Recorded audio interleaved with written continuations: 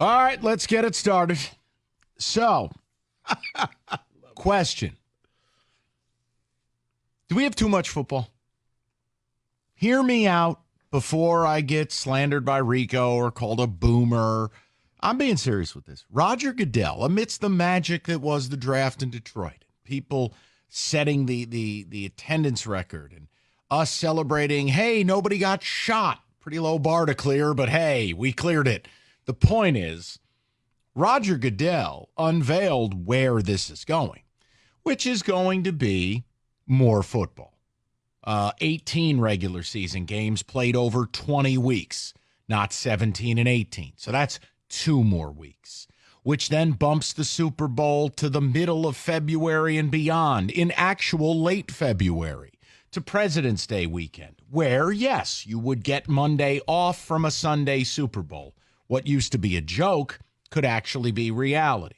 But think about this. The other thing that it's going to be is more primetime games. Why? They can sell them individually. You're not selling a 6-pack of juice boxes. You're going to sell every juice box out of your trunk at an individual markup.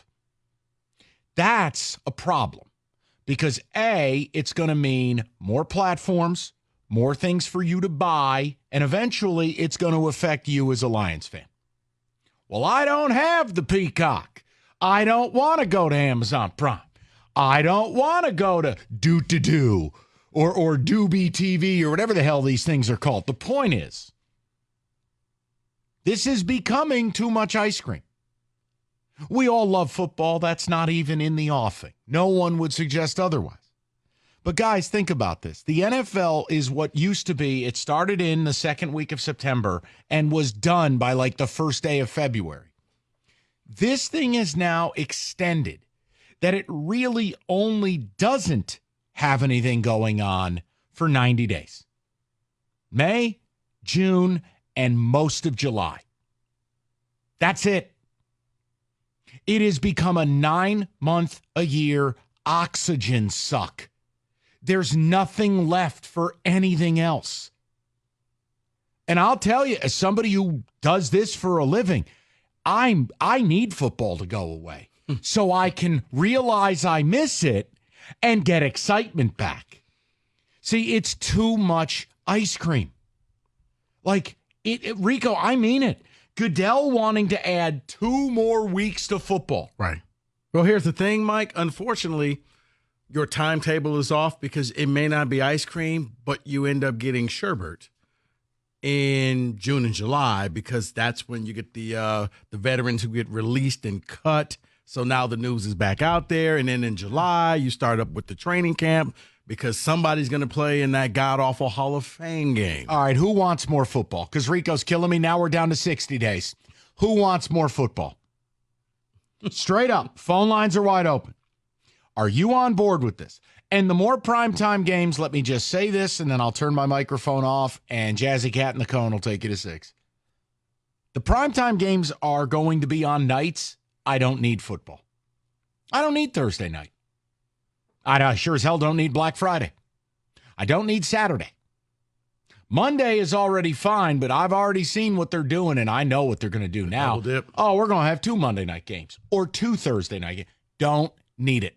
You know what made football magical when I was growing up? The fact that you knew it was Sunday, and everybody was home, and Sunday was Sunday fun day, and Monday night was fine. That was a thing. No, but Monday night was actually special because there was just that one game. Correct. And you were like, man, I hope my team gets That's that right. one home game because that was the primetime game. It was either 1 o'clock or 4 o'clock kickoff. There was no Sunday night football. But I'm accepting of Sunday night, and I'm accepting of Monday. But Rico, when he says more primetime games, 18-game season with 2 bye weeks, you are stretching football.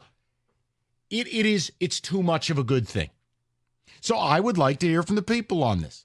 Don't tell me you don't have an opinion. You are sitting in your car right now, and you either are saying, no, give me more football, more porridge, or, you know, this bleephead actually has a point.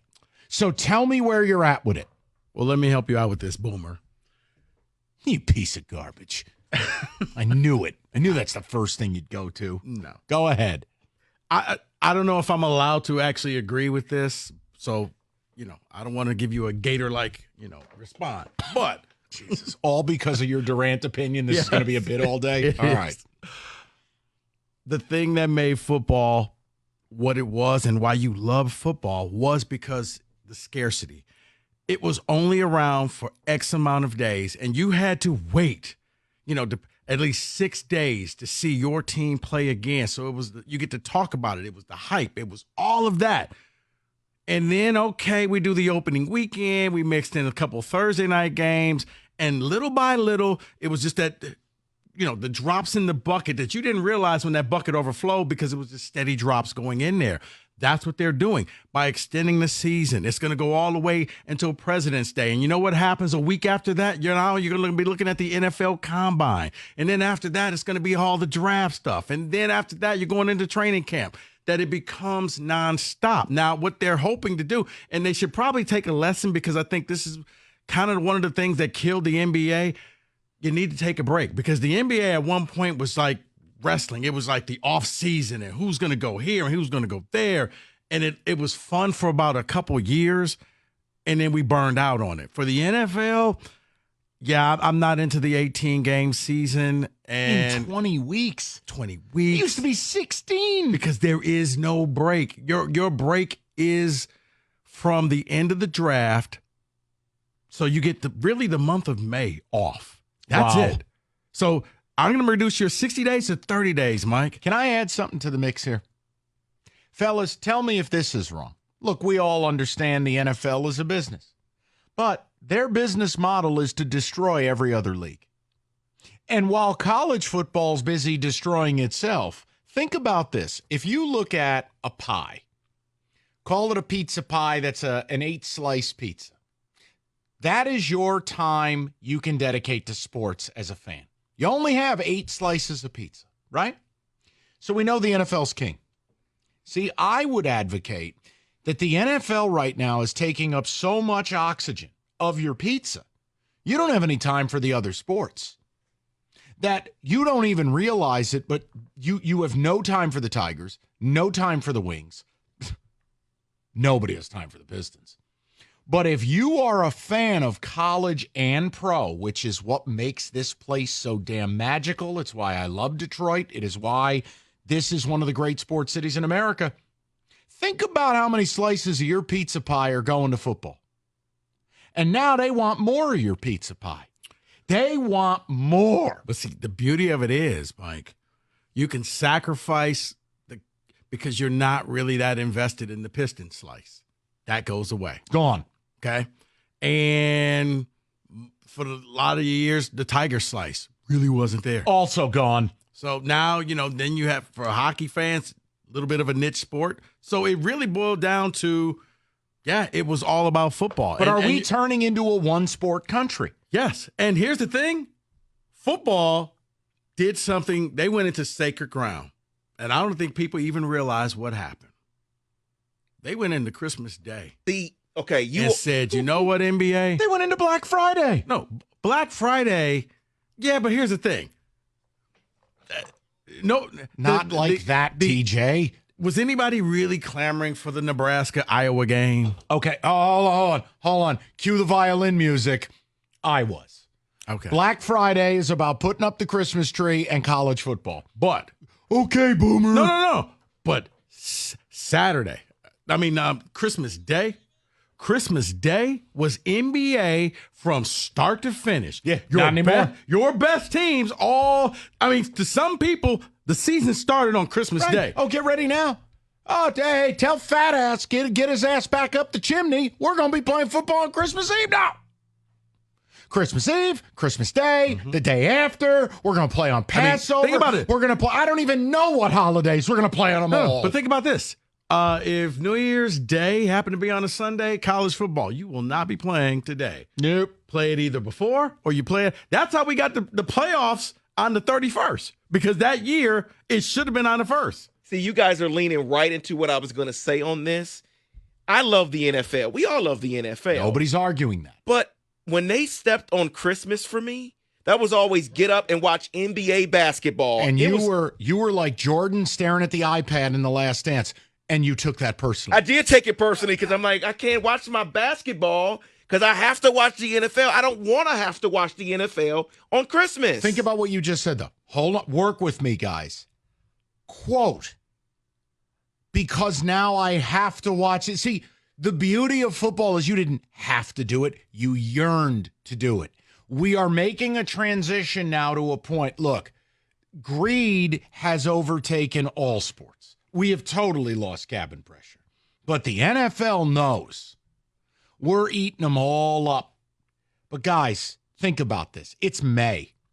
Only now is football really winding down. And Goodell wants more.